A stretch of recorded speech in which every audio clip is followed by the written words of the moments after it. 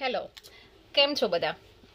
Gujarati ચક્કીની channel ઉપર તમારા બધાનું સ્વાગત છે દિલથી.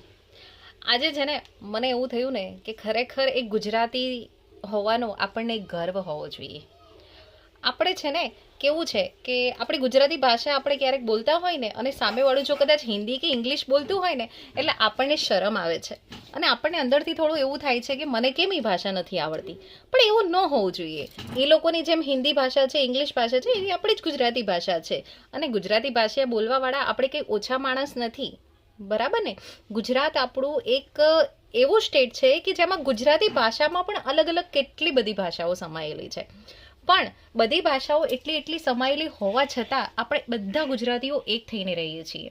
જો તમે ઉત્તર ગુજરાત બાજુ જાઓ ને તો તે બાજુ આવશે મહોણી ભાષા, અને જો તમે સુરત બાજુ જાઓ ને તો સુરતમાં આવશે સુરતી ભાષા, અને પછી આ બાજુ કદાચ આહવા, ડાંગ અને એ બાજુ જાઓ ને તો એ બાજુ પણ અલગ અલગ એક આદિવાસી જાતિની અલગ અલગ ભાષાઓ હોય છે. અને પછી જો મિડલ ગુજરાતમાં અમદાવાદમાં જાઓ તો શું છે, કેમ છે, એવી ભાષાઓ હોય છે. અને તમે આ બાજુ રાજકોટમાં આવો ને તો એમ જ કહેશે કે હાલો ને, એ કદાચ તમને મીઠી લાગશે.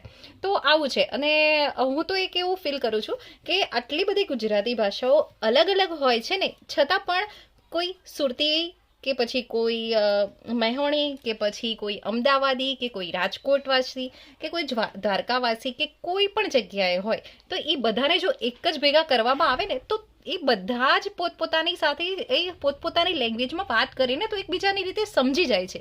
કે એવું નથી કે આ વ્યક્તિ આની ભાષા નથી સમજતું. તો એ તો સમજો કે આપણી ગુજરાતી ભાષામાં કેટલી મીઠાશ રહેલી છે. આપણે માણસો વાણીથી નહીં પણ એકબીજાને દિલથી અને પોતાની લાગણીઓથી સમજી જઈએ છીએ. તો આજે છે ને હું તમને એટલું જ કહીશ કે સામેવાળું કદાચ કોઈ પણ ભાષા બોલતું હોય ને તો આપણે આપણી ભાષાને પ્રેમ કરીને આપણે એને આપણી ભાષામાં સમજાવવા પ્રયત્ન કરવાનો. એવું જરૂરી નથી કે સામેવાળું હિન્દી બોલતું હોય અને જો કદાચ એ ગુજરાતી સમજી શકતું હોય તો આપણે ગુજરાતી ભાષા જ બોલવી જોઈએ ને.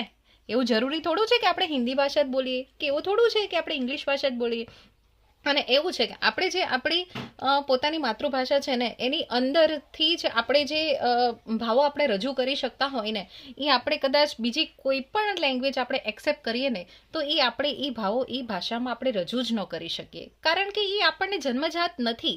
આપણે આપણા નાના બાળકો કહો કે આપણા વડીલો કહો, કોઈ પણ વ્યક્તિ છે ને એ ગુજરાતી ભાષા બોલે છે અને આપણને બહુ મીઠી લાગે છે. તો આજે છે ને આપણે બધા દિલથી કહીશું કે મને ગર્વ છે એક ગુજરાતી હોવાનો અને મને ગર્વ છે મારી ગુજરાતી ભાષા હોવાનો. બાય.